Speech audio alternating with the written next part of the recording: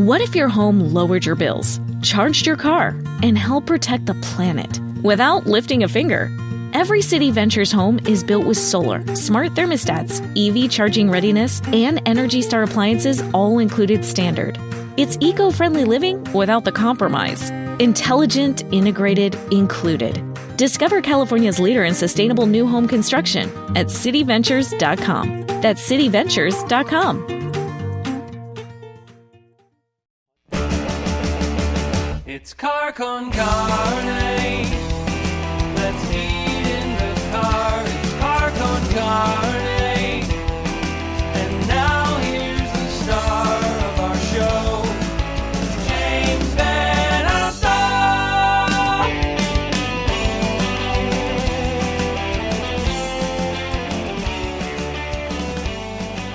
This right here is Car Con Carne out of the car today. I'm James VanOsdol. Car Con Carne, sponsored by Exploding House Printing. If you manage a brand, if you are a musician, an artist, and have some merchandise needs, Exploding House Printing is local. They're based in Hermosa, and they can take care of you. Whether you're talking about t-shirts or embroidery, check them out online, explodinghouseprinting.com, or just look at what they've done at Exploding House on Instagram, or at the Insta, as the kids say. Over on 93 XRT, Local Anesthetic is back on the air. The show was gone for 9 years.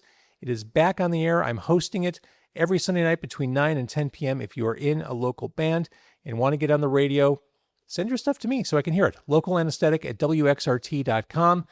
I'll review everything, I promise. I may not be able to get back to you all that fast, but I will listen to everything, and hopefully we can get you on the air on XRT Sunday nights at 9.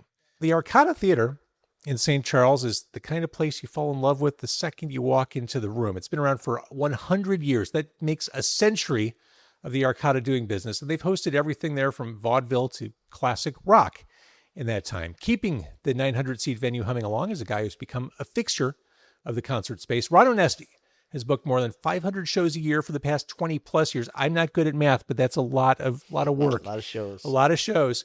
And in recent years, besides the Arcada, Ron has transformed the Displays Theater into a concept very similar to the Arcada: live music, food, community building. And like the Arcada, the Displays is a century old. It crossed that milestone marker last year. I'm here with Ron Onesti. Where to begin? Let's work our way backwards. Let's start with Displays. What led to you getting involved with it? Did you decide, I don't have enough to do with the Arcada, I need to take on another theater? No, not at all. You know what? Very blessed. It's such an honor to be a part of these experiences with people, their musical experiences, because it takes everybody back to their high school years when it was just a little bit better for everybody. But I think, anyway, our formative years.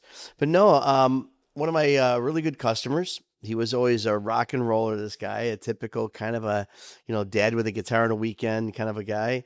And he came up to me, he said, you know what, we've known each other for a while, but you don't know what I do. I'm the city manager of the city of Des Plaines, and we have a theater that we're pretty much condemning. And it's a shame because it reminds me of what you have here in St. Charles. It's similar. It was St. Charles was built in 1926, and our Des Plaines theaters in 1925. And it's just a shame. And I asked about it, I love the charm of those places, of course. And I asked it's if I hard could not see to. it. No, really. I mean, it's just got that, that haunted charm, like Yes. they call it. And I went and saw it, and he says, can you do anything with that? I said, absolutely not. Absolutely terrible. I'm telling you, I could spend another hour telling you just how bad it was, just the place falling apart. In your mind, you're thinking of all the contractors you have to reach out to. Oh, yeah. It's endless, that list, and the dollars and the time and the effort. I mean, it's really bad. And this is just around the COVID when that all happened, So they said, well, what do you think? What's it going to take? I said, it's millions. I mean, this isn't a little local place. This is going to take a lot. It has to be gutted. You've got cloth wire still. You've got cloth cover wire. You still got things that are not the code. No bathrooms. I mean, it went on and on. Well, anyway, we had the Rivers Casino in Des Plaines, just about to they're opening, and they needed to spend a couple $1 million in the community. So they had that in the city of Des Plaines had that in their back pocket. They said, we got some money that we can throw towards it. And we're willing to do something to save our downtown. We're trying to build up. Economic development is a big thing for them. And they said this could be a real starter for them because they had some new buildings going up, new apartments going up, new condos going up, just a complete economic development area right downtown, right by Metro. It's a station. great pocket. It really, really is. And they really want to invest in the downtown. So they made me an offer, a deal, and they put money in, and it was about an $8 million plus situation. Rivers put 2 million, the city put 4 point something. I put the rest, but they let me do whatever. This is my, like my design, my thought, and I just didn't have. I didn't have time to mess around. I mean, it's just got to be, a certain way, and they were great to work with, and now it's a gem. It really is. It's a very cool place, and as you said, maybe takes people back to their formative years in high school. As far as booking goes, you do have that kind of sweet nostalgic spot with a lot of the acts you book. I mean, John Anderson was there a couple weeks ago as we're talking. Who are those next bands? I mean, I wonder when I think about some of the bookings, like where's that next crop of nostalgia artists come from? Is that something you're already thinking about? Oh, every single day, every single night. I mean, yeah, because I got lucky. It's not like I set out to do this. It just kind of all happened. And I really was booking just the stuff that I liked. I mean, everybody says when you ask someone, most people, when you ask them what kind of music do you like, I love all music, but I really do. I mean, I'll love freaking polkas and mariachis to, heavy metal to punk to everything, So, and that's what I really did. I just found things that I liked, and it just so happened everybody liked what I like, kind of, and the followers came. And now, I say this. I say, I look out there, I see 12-year-olds. I love seeing 12-year-olds and 15-year-olds and Led Zeppelin shirts and dads and moms bringing them in. And they got the Who shirts. And, it just shows the power of that music. And I asked him, I said, what do you think is going to happen in 50 years? Like a bunch of Justin Bieber tribute shows or, it's all going to be, I think, Zeppelin and Floyd and all the other stuff. So, the 90s is very big. 2000s is still very big. Even the new 70s is the 80s, right now. For sure. And we're doing a lot of that. So we got a little bit before we run out of the, quote unquote music by definition. It's out there, but it's, believe me, it's getting tougher and tougher for a couple of reasons. Well, and also it's no surprise to anyone when I say that there are perhaps too many live rooms in Chicago. Oh man, you struck a nerve there, brother. I'm sure. A nerve. But I mean that is to your advantage, being where you are positioned in Des Plaines and St. Charles. I mean, you're kind of. Or is it to your advantage? You're looking at me like no way. No, that's a misnomer. Basically, what's happening here is, anybody in our industry will say that Chicago, more than LA, more than New York, more than Vegas, more than New Orleans, is the most competitive market in the country. I mean, you look at what I have to deal with here, or what I've got against me here. So the casinos that we're talking about, within about, 60 miles, we got like 7 casinos, and each one of them has a 1,000-seat theater connected to it. Didn't think about casinos. Okay. You got casinos that who I'll spend $25,000 on, they'll give them $50,000. And then give the tickets away because they just want those people to come in and right. Bet. We know that. Then you've got the concert's basically a loss leader. Exactly. And then you got these new concerts in the park concepts, that actually was been very big on the East Coast for a long, long time, like major stars doing those free shows at night.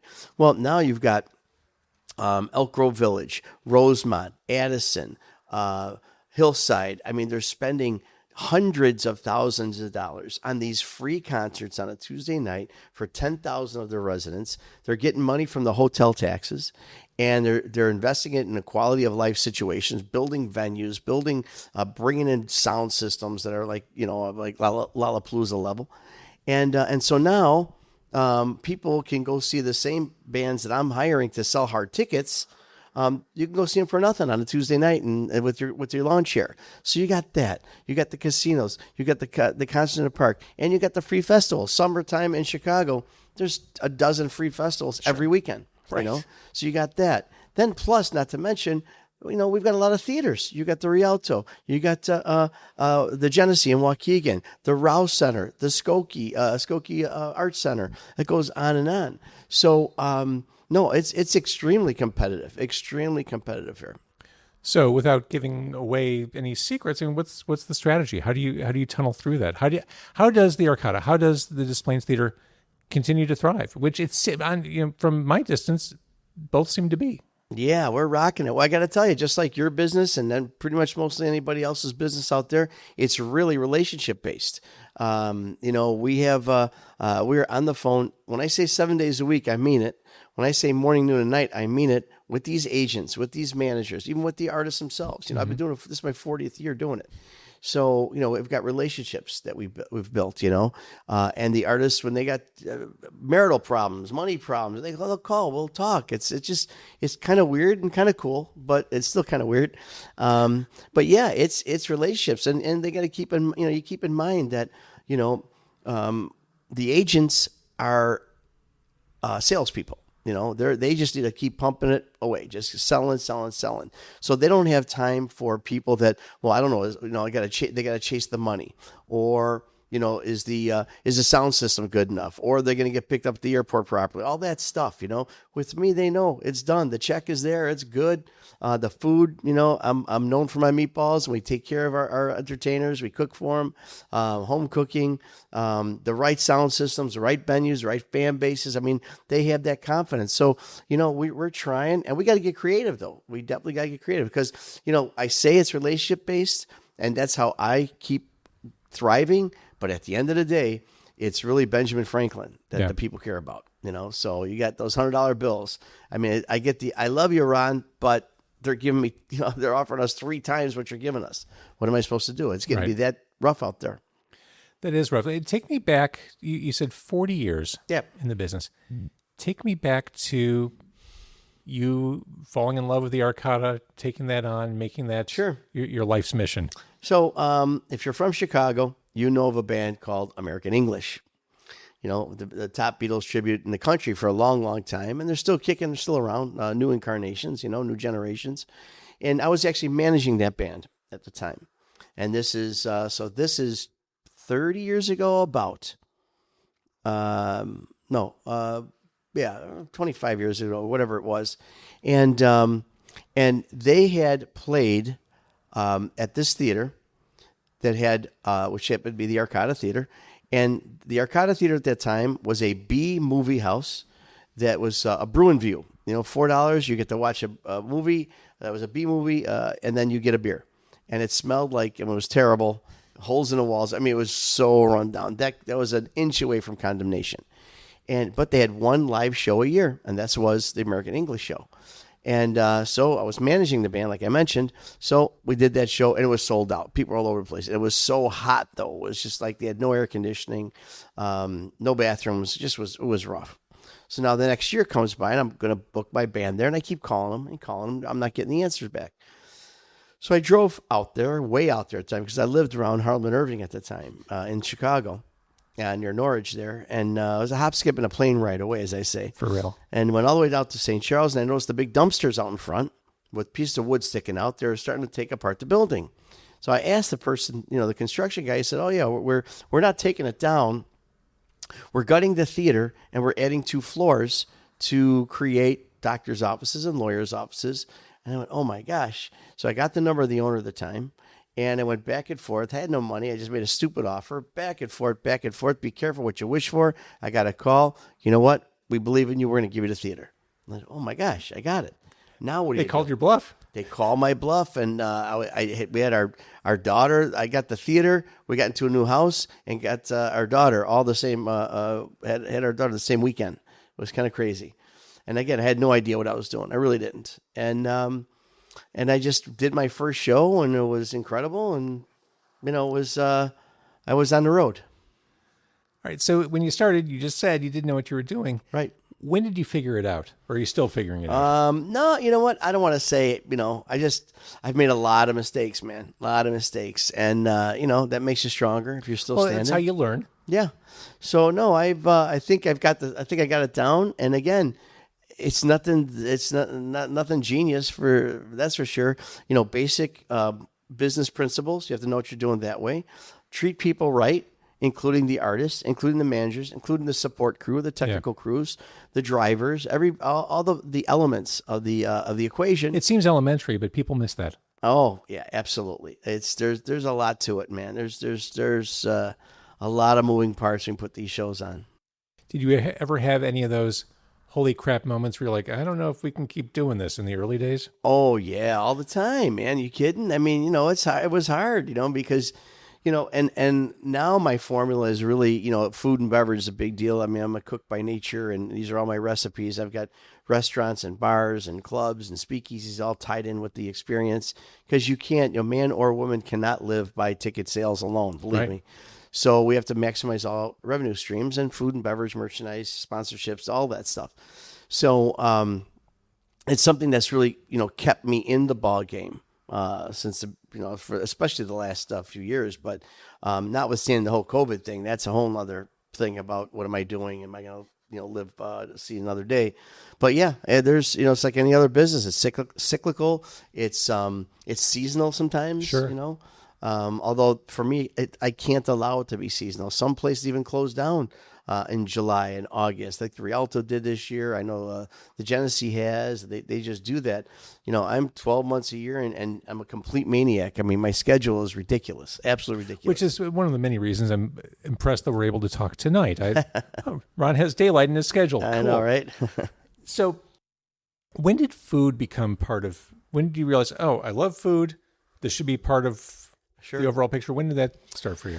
Well, it's a great question, because I mean, food's always been a part of my life. I'm Italian, so it's a birthright. But probably maybe about 15 years ago, the artists were a certain price. When I first started, I could only afford like bands from the 1950s, Joey D and the Starlighters, the Tokens, Danny and the Juniors. They were like sweet old guys that were still doing it, and they're very affordable. And I thought, wow, those are the big stars. They got records. And then I started, graduating to some of the '60s and the garage rock bands, and then, oh my gosh, I had a little bit of the '70s. Now I'm like big time, but then their prices got to be so hard, and so they sort of all of a sudden, probably about, like I said, about 15 years ago, the prices were last couple of years, unbelievable where their prices are, like everything else, Yeah, for sure. But there was a time when they were extremely affordable, and they allowed you to be successful and to survive and thrive. But probably about 15 years ago, I had to really eke out every dollar, every bit of revenue stream. And that's when I started getting into it. I would go through maybe a keg and a half of beer in a month. Now we do that probably, I don't know, every minute. It's crazy. Well, that's a side question, because I hear and read all the time that the current generations, Z and even millennials to some extent, aren't drinking, and that's affecting shows. That's affecting revenues. Well, there's some of these shows that are counting on the kids buying 5-6 beers, and like Lollapalooza's out of control, that kind of stuff. No, that's definitely, the drinking, the less drinking, but that's why I went more into food too. A lot of these venues don't, you'll get a place it's a great venue, it's a great building, but their food options aren't there. Like you go to Chicago Theater, for example. Oh my gosh, does it get any more beautiful Chicago Theater? Exactly. But they got this little counter with the pretzels. They got pretzels, some M&Ms, a little glass of wine. It's nothing, if you come, I have bars everywhere, and food options. You could start with the high end, the sandwiches and concessions, and Italian pizzas with Italian pizza oven to, everything from that to prime ribs, salmons, all homemade pastas. It's an experience. You have to give people an experience. And correct me if I'm wrong, but running a restaurant is a totally different part of the brain, totally different muscle from running a concert venue. It really is almost like two separate businesses under this. 100%. Yeah. It is. But like I said, I try to interface them, and that's the best way. I'm lucky I was able to do that. Like you can, you get a restaurant right within the theater, and it's good. The food's really good. And, the concept here is you got a pre-show rush, fill it up with that. Then they all run to the show. Then you have a regular dinner rush from the outside. Then they're done. Then by the time they're done, the people in the show want to come back for desserts and ice cream and stuff like that, or maybe have a little late night snack. So it's become part of the business plan. I love that. And there's pinball. Oh yeah, we That's important to me. well, me too. That's where the rock and roll machines too. There's some are hard to get. I got the Beatles, I got Guns N' Roses, I got Aerosmith, Zeppelin. I think I played Rush at your place too. No, it's great. Yeah. Yeah. Which I think is harder than it should be. I know. That Maybe our, as we're getting on in years, maybe our dexterity a little harder than it should be. Fair. One of the things I think you get a lot of credit for, deservedly, is the coolness of the speakeasy concept. Yeah, man. Yeah. Tell me about that. Because we weren't alive in the 1920s. Well, you know what? I was brought up, I'm 64. I was born in 1962, and I was brought up in a World War II household. And, when you're that age, that era, you're growing up with black and white TV. And, you remember the 1930s is only, 25 years before you. It's just like right now, it was like 2000, doesn't seem that long ago, right? Well, that's the same distance when I was around. So, and I really had an appreciation for the black and white. I really, really did. And because we only had, up to channel 11. The rich kids had channel 32 and channel 44. And then forget the color TV that came. I was 15 when we got a color TV. So it's just something I've always, Little Rascals, Abbott Costello, and just it just goes on and on. Laurel and Hardy, big time. And getting these buildings, they're built in 1925 and 26, it just was normal to try to save that. And try to build on that, give it or identify with that, and then as I went in St. Charles, I was kind of digging around. It was our 90th anniversary at the time. And I went on the third floor, and there was this little room, and it looked old. And I was like, man, I'd like to put like a speakeasy up here. I had a couple little things. I got like one of the original chair seats from the 1920s. I got, little bits and pieces. So I got this little room. Could have been more than, I don't know, 100 square feet, maybe 120 square feet, like 10 by 10. It was nothing. It was a little thing. And I thought, maybe I'll put like a little bar, maybe have 6 people up here. Just kind of a cool speakeasy feel, And then I started hammering around and hammering around. And I found a room behind a room, behind a room, behind a room. And the ceiling was a lot higher, but they had this low ceiling. It's a Geraldo thing, if you're old enough to know what I'm talking about. But it was successful. That's the difference. And then it just really unfolded, and I got this great space with great history. It was a Masonic lodge. It goes on, and there was a speakeasy there as well, and we found that behind the walls. That's cool. Which is all cool. So I just started collecting stuff. I didn't sound like I went to Target and got some fake antiques. I've got over 400 antiques there, just all legit stuff, all 1920s, 30s, 40s. I've got a lot of French provincial furniture that our grandmothers used to have, except I took off the plastic, and you get to experience it. These Capodimonte, which is an Italian porcelain thing that, again, grandmothers had, and really ornate, that kids wouldn't want in their, West Loop apartments now, and their condos and stuff. So, I got all that together, and it's secret doors and flapper girls and newsboys, and it's the Louis Armstrong bar and the Jean Harlow room, the Charlie Chaplin room is amazing. I mean, it goes on and on. It's pretty cool. How do people access the speakeasy? Well, they have to have a password, and there's secret buttons and secret doorways, and that's in both places. It's pretty it's pretty cool. You're not giving up anything. Nah, you got to come check it out. It's go be a part of it. Fair. Going back to booking or running both theaters, I have noticed, it's not anything hidden, noticed that you do have artists kind of route through both your clubs. Sometimes. Is that allowed? It is allowed because it happens, but it seems like our proximity clause is not an issue. Yeah. Or... Oh, yeah. No, it's not because I own them both. Yeah. It's called a radius clause. That's and, it. Radius clause is very real, and if I didn't, and that's why people say, they said, how the heck do you get this many shows? Because not only, it's an ungodly amount, but keep in mind, if I have the show, then the other theaters can't have the show within 6 months, right, and within 100 miles before or after, that kind of thing. So there's that radius clause that keeps it out. So if you think about that, that also adds tremendous amount to this level of competition that we have, For sure. So, but because I own them both, I can give myself the permission, you know what I'm saying? So, and it's okay because some are big enough, like your Ted Nugents and Paul Ankas, and we can do one on a Friday night, one in one place, and Two names you never hear in the same sentence. I know, right? I can't say that anymore. Pretty proud of the variety that we have. In one week you'll have that kind of a thing. But yeah, I've got no problem. Again, on a Friday in one place and Saturday in another place, or we'll do like Andrew Dice Clay. We'll do it like every 6 months, even though he's in every theater once a year. But he's in a market every 6 months. So in 1 month he'll be in the Arcada. 6 months later he'll be in Des Plaines. 6 months later back in the Arcada. So there's a year in between the Arcada play. And even though it's only about an hour from each other, I mean, the Chicago area, it's a completely different world. It is. I'm closer to Des Plaines than I am St. Charles. I love going to the Arcada. Thank you. But if you have the same act at both places, I'm probably going to Des Plaines just because it's 30 minutes versus 70. That's right. And that's why I made the experience a lot very similar. They both have the speakeasies, the decor, the copper paint, the bronze paint, you get that same feel.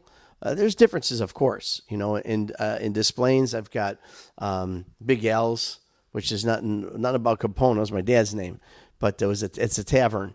And the place was built in 1925. My dad was born in 1925. The bar's from 1925, so named after Big Al's. Then we've got the pizza place, Des Pizza, which is an homage to Des Plaines. Then Bourbon and Brass, the speakeasy upstairs. So there's a lot going on there. And in St. Charles, I mean, as soon as you walk in, you got Rock N Ravioli, my new restaurant just opened. Pretty cool, Rock and Roll Ravioli. Rock and Za, the rock and roll pizza and pinball experience, like you referenced earlier. Disco was begun in 1970s in New York, Studio 54. Well, we're the Arcada's on Route 64. So we have Studio 64. And it's a combination of American Bandstand and Soul Train, and it's a very cool dance club. Sold. Yeah, it's fabulous. Then the third floor, of course, Club Arcada Speakeasy, the favorite. So just a lot going on. And that's what's cool, because you can come early and stay late. You can get, if you want some blues and jazz, you go to the Legend Stage and Rock and Ravioli. You want to do some disco dancing, go to the dance club. You want to see some classic rock, go in the theater. You want to see maybe some rockabilly or something else, you go in, or some 1920s, go in the Speakeasy. It's a lot to take in. I asked you earlier if there were moments, early days or throughout, where you thought, oh crap, I don't know if I could do this. Let's flip that around. What were some of the greater successes or moments where you thought, I can't believe I'm doing this, or I can't believe this is coming together? Well, yeah, I mean, just like when the club was finished, I never had any, architects or designers or anything like that. I didn't even draw any plans down. And people say it's so beautiful. It's just, I would bring painters in, like, you know what, make that bronze and make that copper and let's mix this paint. And then I'd have a lady come in and do the window coverings, and let's do a little bit of poofy things there. And I mean, it just happened. I had this stuff and I put it there and put it, it just happened. And when it was done, it was like, oh my gosh, look at this place. I can't believe it. But I can tell you that I get asked the question, what's my favorite part of the shows and what's my favorite part of the evening? And, when I'm backstage and I introduce the act goes on, people are going nuts, and I'm watching them, the audience, and I just know that week somebody lost a loved one, somebody lost their job, somebody had a fight with their spouse, someone just had a crappy day, and they're here giving me the responsibility of taking them away for a couple hours. And I take it very seriously. And it's cool I just look at the people and just think about what's behind them even being here tonight. That's totally true. We go see live music, live events to check out for a couple hours. Yeah, just escape. All that stuff, we're going to leave that at the door. Yeah. I think that's a very helpful perspective. Yeah. Since you mentioned it, you are the public face. I mean, you're front of house and back of house for these venues. You host these shows. It's a very old school concept. I mean, you don't see other promoters getting on stage and bringing on Howard Jones or whatever. Have you been doing that from the get-go? You know what? I didn't set out to do that. Believe me, I'm far from a Brad Pitt, and I'm not trying to be a star or anything like that. I put on, my life is music and meatballs. That's what I'm all about. That's the American dream right there. It's the Italian American dream, I can tell you that. But you know what? It's marketing. It's appreciation. If you you have your choice of going to two restaurants. One restaurant you've never been to or don't know the person, or you know the owner. The other one, even whether you know him or not, you feel like you know him. Oh yeah, I know Jim over there. I know Steve over there. Let's go over there. So it's really, it's a combination of just appreciation, especially as years go by and all this competition comes in. You pay your hard-earned dollars to come see a show by me. I appreciate it, and I want people to know that. And then just again, creating a relationship, touching the audience is a big deal. Okay, so we're sitting here. It's the beginning of August 2026. Mm-hmm. We've acknowledged that it's a competitive space, but you're still here. You're doing this, what you do at these two rooms. What's ahead? Well, you know what? I just opened up a brand new restaurant, that Rock N Ravioli I was talking about earlier, and I'm very excited about that. There's 11 new ravioli recipes that are just, you can't really get anywhere else. That is like perfect comfort food. No, but you got to, I got a chicken Vesuvio ravioli. I've got a braised short rib ravioli. I've got this, it goes on. I got this seafood that's just unbelievable with lobster. You're saying that we're sitting in an office. I know. We should do this at a restaurant, one of my places. So there's that. And then I'm also helping to develop Harlem Avenue into a new Little Italy. I'm from Taylor Street, Little Italy in Chicago, and it's kind of gotten away from the original Little Italy vibe there. Even it's though still heavily, I think of this stretch between like Irving and Diversey. I think of it as predominantly Italian businesses. On Harlem Avenue, yeah, and that's what we're doing. So I'm opening up two places here on Harlem Avenue where we're doing this interview. One's called Tesoro Mio, which is my treasure in Italian. My mom used to call me that. It's pasta and parm. And then a place called across the street, the cafe called Cafe Affogato. If you've ever been to Italy, you know what affogato is. It's gelato with an espresso poured inside with other accoutrements and that you can enjoy with it. And just like a cafe, coffee place, coffee and gelato. I've got the Italian American Sports Hall of Fame Museum opening up down the street here in about 2 months. So that's a whole Little Italy, a second Little Italy, also with Taylor Street, the original one.